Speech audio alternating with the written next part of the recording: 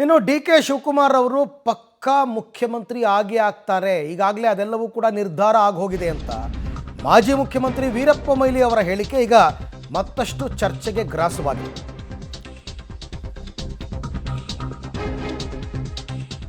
DKShi CM ಆಗೋದನ್ನು ತಪ್ಪಿಸೋದಕ್ಕೆ ಸಾಧ್ಯವಿಲ್ಲ ಅಂತ ಮಾಜಿ ಸಿಎಂ ವೀರಪ್ಪ ಮೊಯ್ಲಿ ಅವರ ಹೇಳಿಕೆ ಈಗ ಸಂಚಲನಕ್ಕೆ ಕಾರಣವಾಗಿದೆ. ಈಗ ಅದನ್ನು ಬಿಜೆಪಿ ನಾಯಕರು ಲೇವಡಿ ಮಾಡ್ತಾ ಇದ್ದಾರೆ.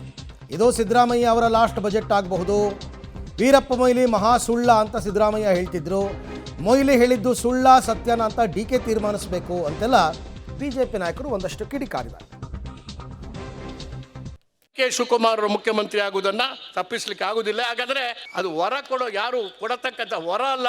ನೀವು ಮಾತ್ರ ಪ್ರತಿಕ್ರಿಯೆ ಕೊಡಬಾರ್ದು. ಯಾವುದು it is A settled matter. ಇದು ತೀರ್ಮಾನ ಆಗಿಬಿಟ್ಟಿದೆ, ಜನರ ಮನಸ್ಸಿನಲ್ಲಿ ತೀರ್ಮಾನ ಆಗಿದೆ, ನಮ್ಮ ಇತಿಹಾಸ ತೀರ್ಮಾನ ಮಾಡಿದೆ. ಅದರ ಯಾರಿಗೂ ತಪ್ಪಿಸಿ ಇವತ್ತು ಅಥವಾ ನಾಳೆ, ಅದಕ್ಕೆ it's A matter of time ಅಷ್ಟೇ. ವೀರಪ್ಪ ಮೊಯ್ಲಿಯವರ ಅಬ್ಬರದ ಭಾಷಣ, ಅವರು ಅಬ್ಬರದ ಭಾಷಣ ಮಾಡಿ ಡಿ ಕೆ ಶಿವಕುಮಾರ್ ಅವರು ಸಿ ಎಮ್ ಆಗೋದನ್ನು ಯಾರ ಕೈಲೂ ತಪ್ಪಿಸ್ಕೊಳಕ್ಕಾಗಲ್ಲ, ಅವ್ರು ಹೀಗೆ ಆಗ್ತಾರೆ ಅಂತ ಹೇಳಿದಾಗ ಅವರ ಡಿ ಕೆ ಶಿವಕುಮಾರ ಮುಖದಲ್ಲಿ ಹಾಲಿನ ಹೊಳೆಯೋ ಜೇನಿನ ಹೊಳೆಯೋ.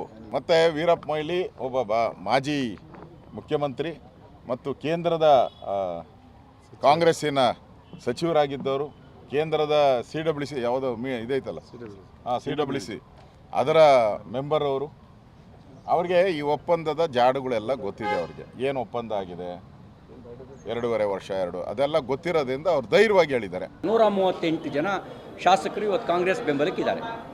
ಆದರೆ ಹೀಗೆ ಹೇಳೋದ್ರ ಮೂಲಕ ಎಲ್ಲೋ ಒಂದು ಕಡೆಗೆ ಹಾಲಿ ಮುಖ್ಯಮಂತ್ರಿ ಸಿದ್ದರಾಮಯ್ಯನವರಿಗೆ ಅಪಮಾನಿಸುವ ಕೆಲಸವನ್ನು ಮಾಡ್ತಾ ಇದ್ದಾರೆ ಅನ್ನೋಂತಕ್ಕಂಥ ಅನುಮಾನ ಬರ್ತಾ ಇದೆ. ಏಕೆಂದರೆ ಮುಖ್ಯಮಂತ್ರಿಯಾಗಿ ಸಿದ್ದರಾಮಯ್ಯನವರು ಇದ್ದಾರೆ, ಅವರಿಗಿದು ಒಂದು ರೀತಿಯ ಅಪಮಾನ ಅಂತ ಹಿರಿಯರನ್ನ ಕೂರಿಸಿ ಅಪಮಾನ ಯಾಕೆ ಮಾಡ್ತೀರಿ? ಇಳಿಸ್ತೀವಿ ಎಂದು ಒಂದೇ ಸರಿ ಇಳಿಸ್ರಿ. ದಿನ ಯಾಕೆ ಅಪಮಾನ ಮಾಡ್ತೀರಿ? ಹಾದಿ ಬೀದಿನಲ್ಲಿ ಆ ಸ್ಥಾನಕ್ಕೆ ಯಾಕೆ ಅಪಮಾನ ಮಾಡ್ತೀರಿ? ಇಳಿಸಬೇಕು ಅಂತ ಒಂದೇ ದಿನ ಇಳಿಸ್ರಿ. ನಿಮ್ಮ ಶಾಸಕಾಂಗ ಪಕ್ಷದ ಸಭೆ ಕರೀರಿ. ಆದರೆ ಭಾಳ ದೊಡ್ಡ ಪ್ರಮಾಣದಲ್ಲಿ ಮುಖ್ಯಮಂತ್ರಿ ಗಾದಿಗೆ ದೊಡ್ಡ ಗದ್ದಲ ಗೊಂದಲ ನಡೀತಾ ಇರುವಂಥದ್ದು ಗೊತ್ತಿದೆ. ಸ್ವತಃ ಶಿವಕುಮಾರ್ ಅವರೇ ಸದನದಲ್ಲಿ ಹೇಳಿದ್ದು ಅಧಿಕಾರವನ್ನು ಒದ್ದು ತಗೊಳ್ಬೇಕು ಅಂತ ಅವ್ರು ಹೇಳಿದರು. ಆ ರೀತಿ ಅಧಿಕಾರವನ್ನು ಒದ್ದು ತೆಗೆದುಕೊಳ್ಳುವಂಥ ಕಾಲ ಬಂದಿದೆಯೇನೋ ಅಂತೇಳಿ ಇವತ್ತು ಕಾಂಗ್ರೆಸ್ನ ಒಳಗೆ ನಡೀತಾ ಇರುವಂಥ ಚಟುವಟಿಕೆಗಳಿಂದ ಗೊತ್ತಾಗ್ತಾ ಇದೆ. ಅದು ಎಲ್ಲರಿಗೂ ಓಪನ್ ಸೀಕ್ರೆಟ್ ಇದೆ. ಕಾಂಗ್ರೆಸ್ದಾಗಿ ಇವತ್ತು ಕುರ್ಚಿ ಸಂಬಂಧ ಹೋರಾಟ ನಡೆದಿರೋದು ಓಪನ್ ಸೀಕ್ರೆಟ್, ಏನು ಹೊಸದೇನಿಲ್ಲ ಅದರಲ್ಲಿ. ಏನಾಗುತ್ತೆ ನನಗೇನು ಅನಿಸೋದಿಲ್ಲ, ಸಿದ್ದರಾಮಯ್ಯನವರು ಅಷ್ಟು ಈಸಿಯಾಗಿ ಅವರು ಮಹಾನ್ ನಿಷ್ಣಾತರು, ಅವರು ಒಂದಿಲ್ಲ ಒಂದು ಪಟ್ಟನ್ನು ಹಾಕ್ಕೊತ ಇರ್ತಾರೆ.